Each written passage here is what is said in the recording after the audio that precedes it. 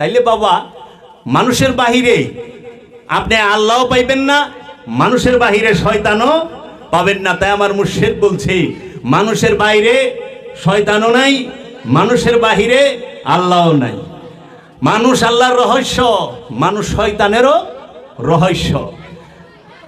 আল্লাহ রাব্বুল আলামিন কোরআনে বলতেছেন যে নফসের সাথে শয়তান মিশে থাকে। এই সৃষ্টি জগতে শয়তান থাকার স্থান মাত্র দুইটা, দুই জায়গা ছাড়া অন্য কোনো স্থানে শয়তান থাকার অনুমতি পায় নাই।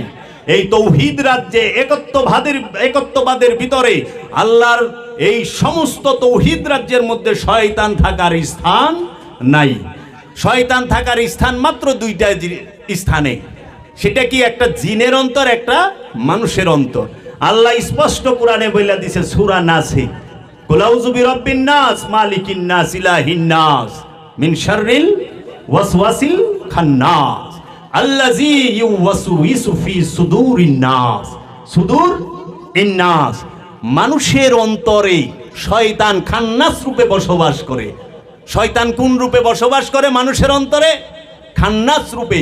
এই সৃষ্টি জগতে যত মানুষ আছে, সে হোক বৌদ্ধ, সে হোক হিন্দু, সে হোক ইহুদি, সে হোক খ্রিস্টান, সে হোক এই মুসলমান, সে হোক সেন্টু তাও মং জাবারিয়া গাবারি, যা মঞ্চে যে কোনো ধর্ম বর্ণ নির্বিশেষে যে কোনো জাতির হোক, সকল মানুষের অন্তরে খান্নাস রূপে শয়তান অবস্থান করে। শয়তানের সবচেয়ে ভয়ঙ্কর রূপ হচ্ছে খান্নাস। এই খান্নাস রূপে শয়তান মানুষ এবং জিনের অন্তরে বাস করে। এখন আমাদের সমাজে মানুষকে, সহজ সরল মানুষকে ভুল বোঝানো হয়, কয় শয়তান বলে এই বাথরুমে থাকে, শয়তান বলে, আমি বড় বড় অনেকের আলোচনা শুনি, অবাক হই, বলে শয়তান বলে 5 জায়গায় থাকে, শয়তান বাথরুমে থাকে, খালি বিছনায় থাকে, খালি বিছনা থুয়ে গেলে, আবার বলে যে এলোমেলো কাপড় চোপড়ের ভিতরে থাকে। এরকম বাবা কোরআন দর্শন বিরোধী কথা। তৌহিদ রাজ্যে শয়তান থাকার অনুমতি আল্লাহ রাব্বুল আলামিন দেয় নাই, কারণ আল্লাহ নিজেই বলে দিয়েছে ইউসাব্বিহু লিল্লাহি মা ফিস সামাওয়াতি ওয়া মা ফিল আরদ। আসমান জমিনে যাহা কিছু আছে সমস্ত কিছু আল্লাহর তাসবিহ পাঠ করে, সবাই আল্লাহর সিজদায় রত। শুধু দুইটা প্রাণী, দুইটা নফস আল্লাহর সিজদা করে না, কারণ এই সৃষ্টি জগতে, এই সমগ্র সৃষ্টি জগতে দুইটা প্রাণীকে আল্লাহ স্বাধীনতা দিছে, ব্যক্তি স্বাধীনতা। দুইটা প্রাণকে সীমিত স্বাধীন ইচ্ছা শক্তি রব্বুল আলামিন থেকে দেওয়া হয়েছে। একটি হচ্ছে জিন আর একটি হচ্ছে ইনসান। এর জন্য আল্লাহ কুরআনুল মাজিদে বলেছেন, ওমা খালাকতুল জিন্নি ওয়াল ইনসি ইল্লা লিয়াবুদুনি, আমি কি জিন এবং ইনসানকে আমার ইবাদত করার জন্য তৈরি করি নাই? কেন বলছে এই কথা? কারণ এই জিন এবং ইনসানকে রব্বুল আলামিন সীমিত স্বাধীন ইচ্ছা শক্তি দিয়েছে, আর কাউকে স্বাধীন ইচ্ছা শক্তি দেয় নাই। তারা সবাই আল্লাহর সিজদায় রত। গাছপালা, তরু লতা, সাগর পাহাড় পর্বত, চাঁদ সূরজ, আসমান জমিন যাহা কিছু আছে সব আল্লাহর সিজদায় রত। আল্লাহর ইচ্ছায় উঠে বসে, আল্লাহর ইচ্ছায় বাঁচে মরে, আল্লাহর ইচ্ছায় খাওয়া দাওয়া করে, আল্লাহর ইচ্ছায় তারা স্থানান্তর হয়। এর জন্য তাহারা রাইন্দাও খায় না, বাড়ি ঘরও করে না। যদি সীমিত স্বাধীন ইচ্ছা শক্তি দিত, তখনই কি করব? ফ্যাক্টরি করার চিন্তা, বাড়ি করার চিন্তা, গাড়ি করার চিন্তা। সৃষ্টিতে কোনো প্রাণী, অনেক প্রাণী আছে, কোনো প্রাণী কিন্তু রূপচর্চা করে না, করে মানুষ করে। কেন? স্বাধীন ইচ্ছা শক্তি দেওয়ার কারণে। এর জন্য নফসের নিকটে আছে খান্নাস, নফসের মধ্যে মিশে থাকে খান্নাস। আর এই খান্নাস থেকে মুক্তি নেওয়ার জন্য আল্লাহ রাব্বুল আলামিন কুরআনুল মাজিদে 89 বার বলেছেন, ইয়া আইয়ুহাল্লাযিনা আমানু, হে ঈমানদার যারা ঈমান এনেছো, আমার রাসূলকে বিশ্বাস করেছো, আকিমুস সালাত ওয়া আতুজ যাকাত ওয়া কারদান হাসানা, হে আমানু তুমি সালাত কায়েম করো, যাকাত আদায় করো এবং আমাকে উত্তম কর্জ দান করো, আমি অধিক বাড়ায়া দিমু। আল্লাহ কর্জ চাইছে আমানুর কাছে, মানুষের কাছে না। এর জন্য আমাদের কোরআনুল মাজিদ গবেষণা করতে হবে। কোরআনুল মাজিদে আমানু এবং মুমিনের তফাৎ কি জানতে হবে। আমানু কাকে বলে, মুমিন কাকে বলে জানতে হবে। রূহ আর নফস কাকে বলে জানতে হবে। রূহ আর নফসের মধ্যে পার্থক্য কি জানতে হবে। তে এই নফস কি মানবীয় ইন্দ্রিয়ের বিচিত্র গতি প্রবাহের মাঝে খান্নাস রূপী শয়তান মিশে থাকে। ইবলিশ মিশে থাকে, শয়তান মিশে থাকে, মারদুদ মিশে থাকে। এক শয়তানের 4 রূপ কুরআনুল মাজিদে, এক শয়তান কিন্তু রূপ 4টা। আবার এই 4 রূপে 19 প্রকার ধোঁকা দেয় এই শয়তানে।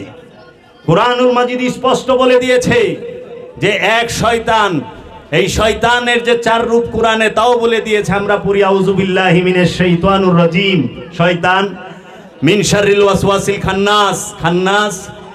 তারপরে বলতাছে উসজুদু লি আদামা ফাসাজাদু, সবাই সেজদা দিল ইল্লা ইবলিশ, ইবলিশ সেজদা দিল না। সূরা বাকারা 3 রূপ। আরেক রূপে সূরা নিসায় বলতেছে আত-তালিবুদ দুনিয়া মারদুদ, যে শুধু দুনিয়া দুনিয়া করে জানিয়া রাখো সে মারদুদ। সে মারদুদ, যে দুনিয়া দুনিয়া করে সে হচ্ছে মারদুদ।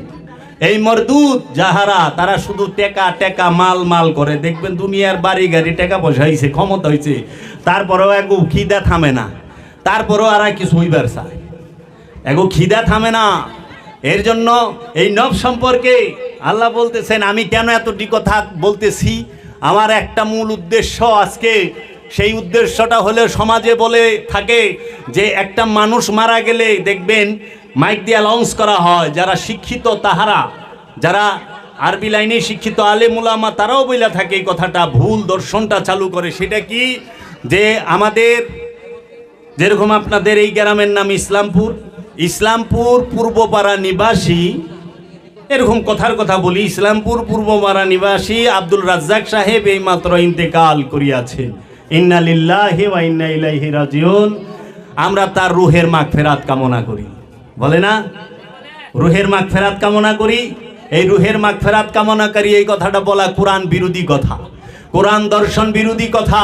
কারণ রু মরে না, যে মরে না তার মাগফিরাত হয় না, যে মরে তার মাগফিরাত হয়। রুহের জন্য দোয়া হয় না, দোয়া হবে নফসের জন্য, দোয়া হবে প্রাণের জন্য।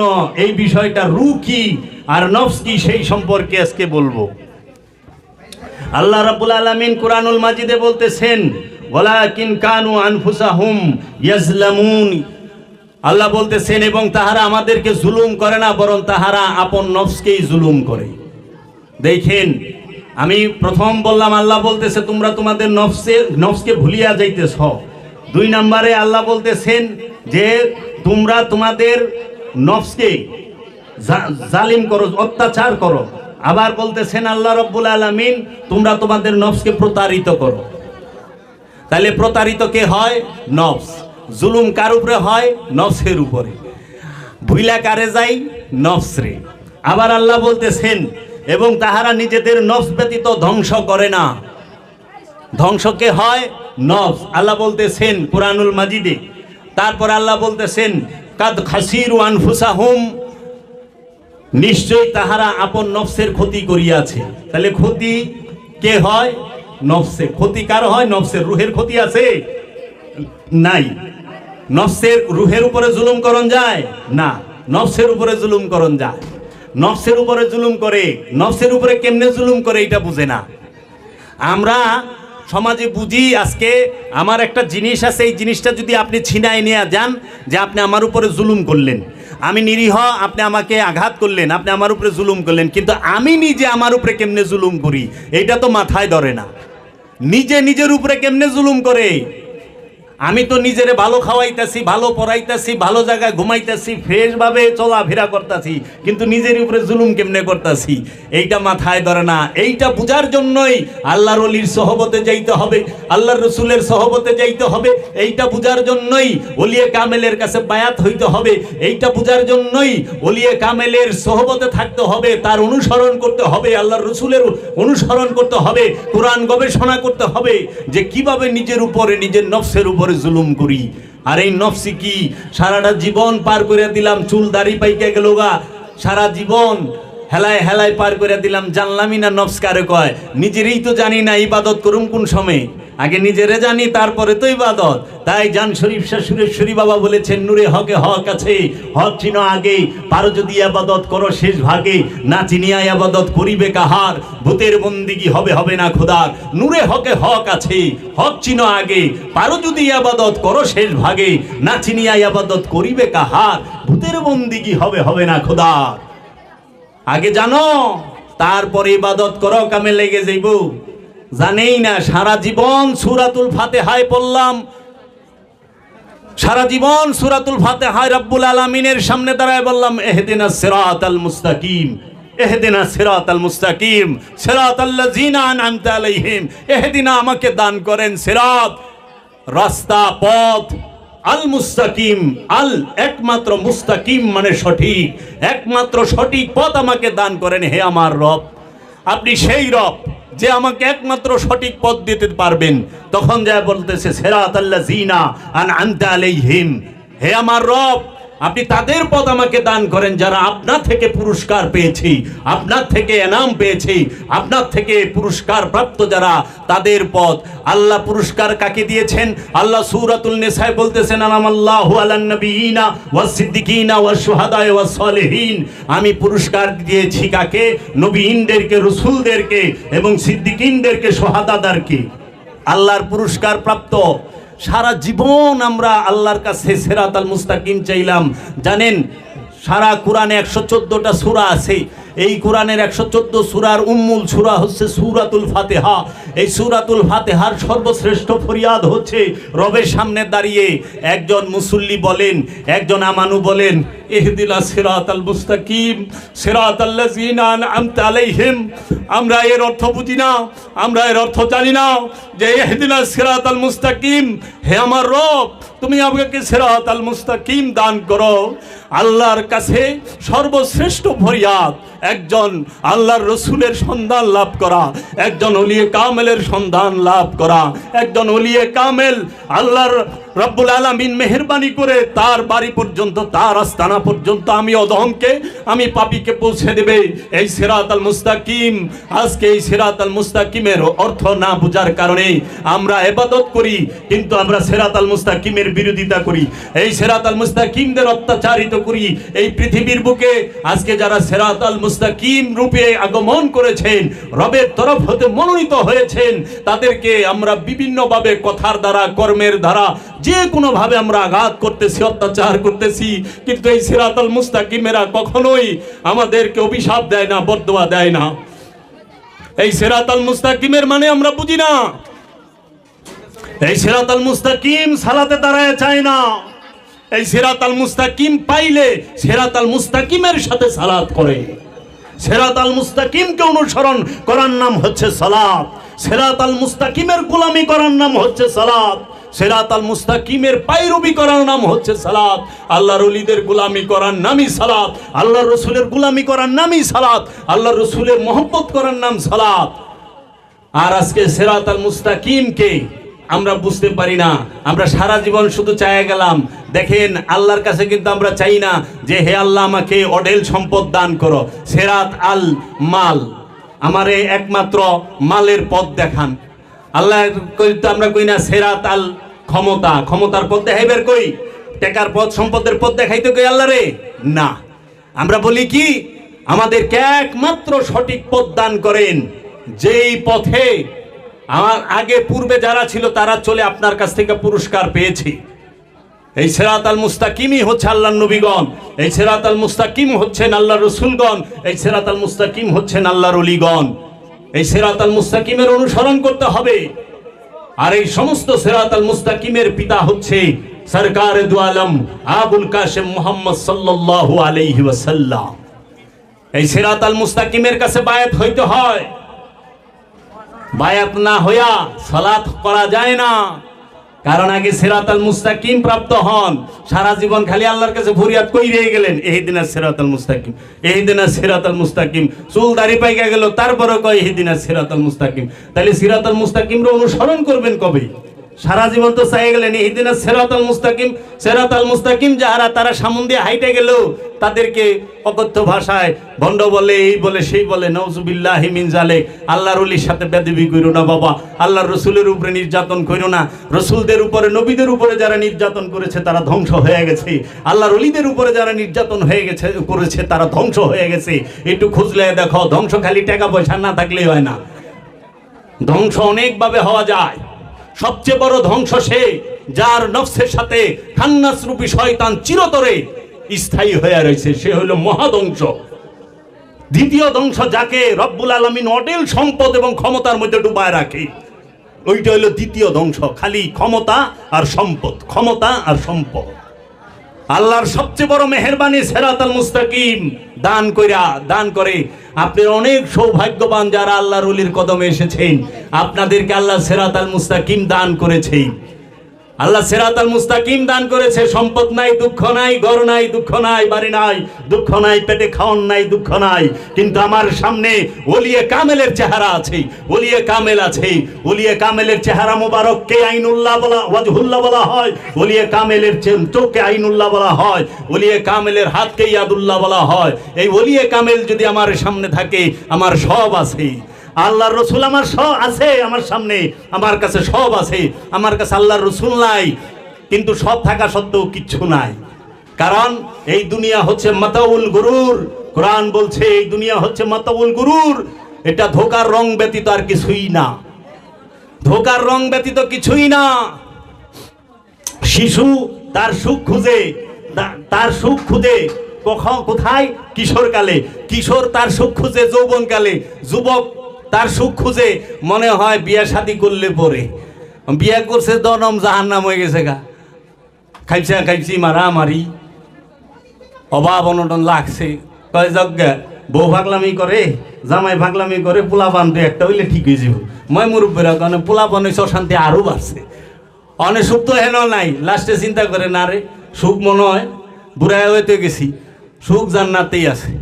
তখন যায় বুড়া কালে নামাজ পড়া শুরু করে, তসবিহ লইয়া করে না?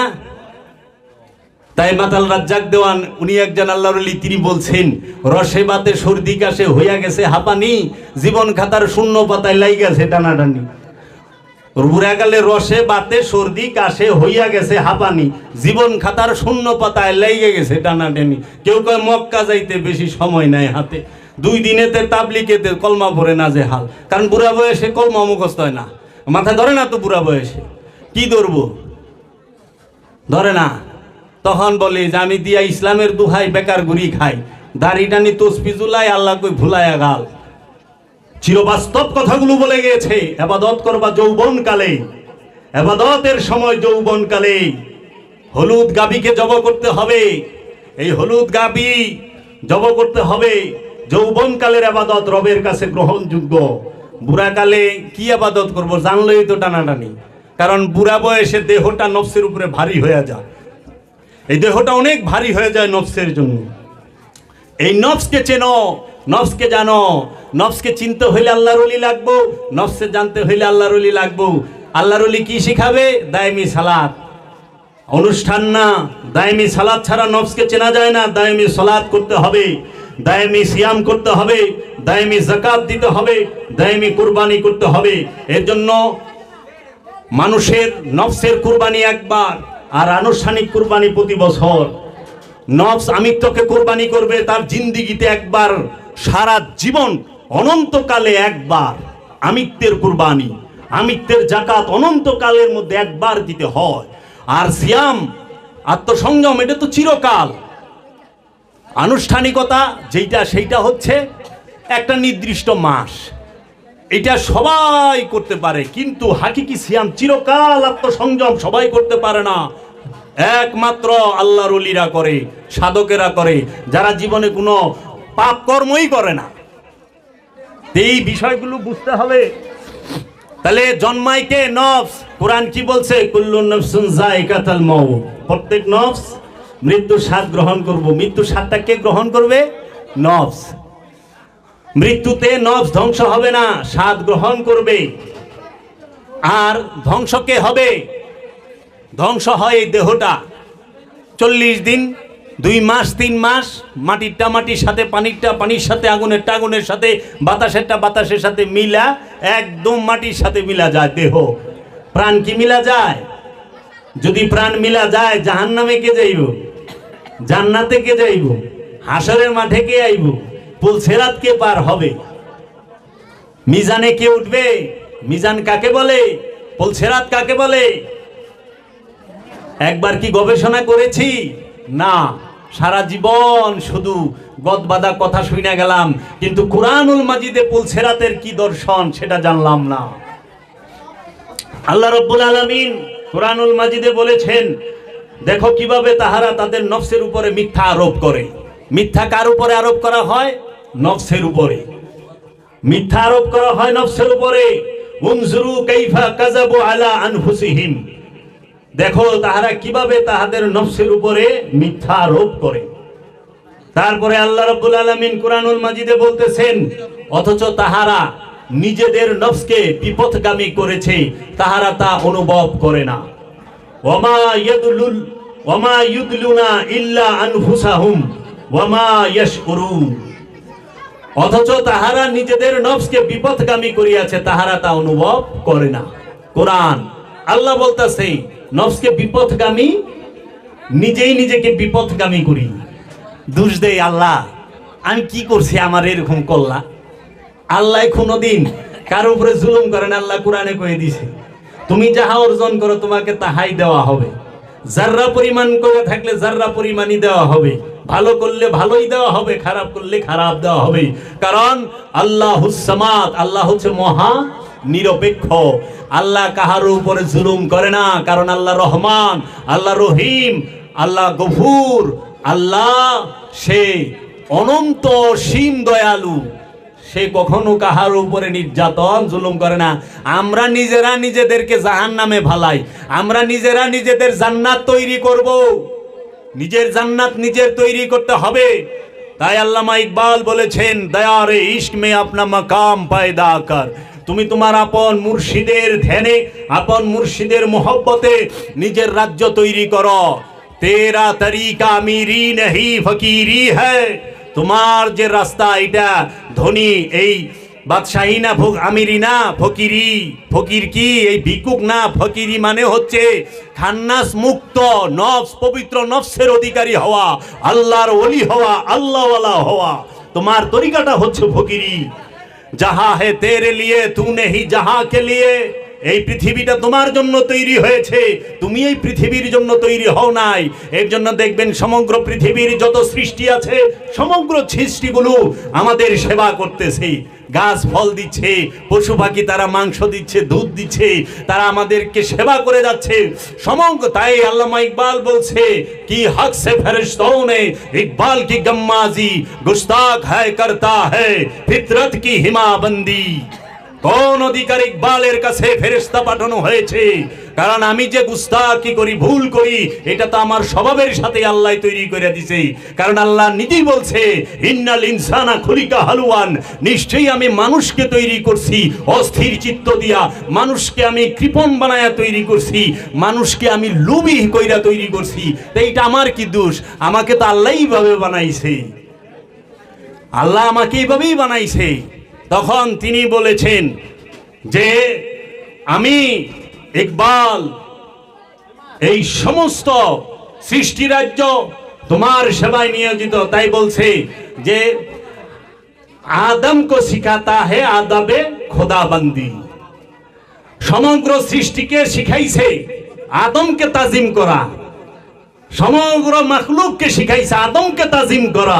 আর আদমকে রব শিখিয়ে দিয়েছে, হে আদম তুমি আমার দাসত্ব করো।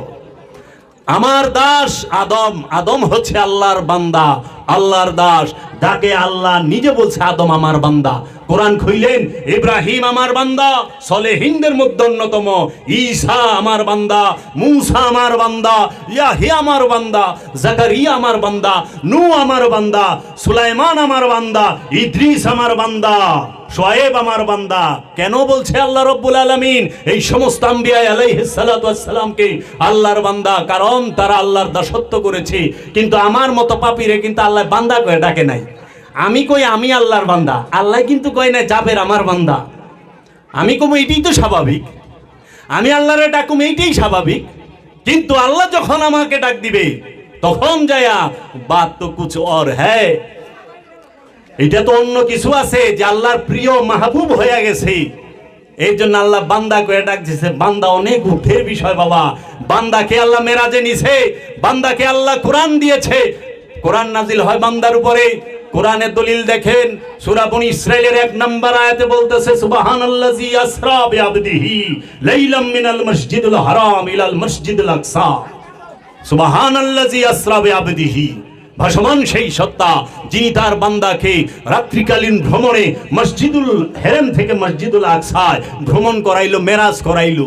কোরআন নাজিল হয়েছে বান্দার উপরে, কিতাব নাজিল হয়েছে বান্দার উপরে, ফুরকান নাজিল হয়েছে বান্দার উপরে, সমস্ত কিছু নাজিল হয়েছে বান্দার উপরে।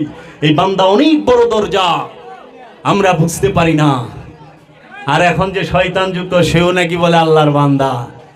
আল্লাহর বান্দা না, বান্দা দুই প্রকার হয়, একটা হলো শয়তানের বান্দা, আর একটা হলো আল্লাহর বান্দা। আল্লাহর বান্দা যে তার মধ্যে শয়তান থাকে না, আর যার মধ্যে শয়তান আছে সে আল্লাহর বান্দা না। কোরআন দিয়ে আমরা যেন কোরআনুল মাজিদ গবেষণা করি এবং ওলিয়ে কামেলের কাছে যাই। আমরা যেন কখনোই এই ঢঙ্গি যারা সাজছে তাদেরকে দিয়ে ওলিয়ে কামেলকে বিচার না করি। লেবাস দিয়ে ওলিয়ে কামেলের বিচার করেন না, ওলিয়ে কামেলের বিচার করবেন সিনার এলেম দিয়ে।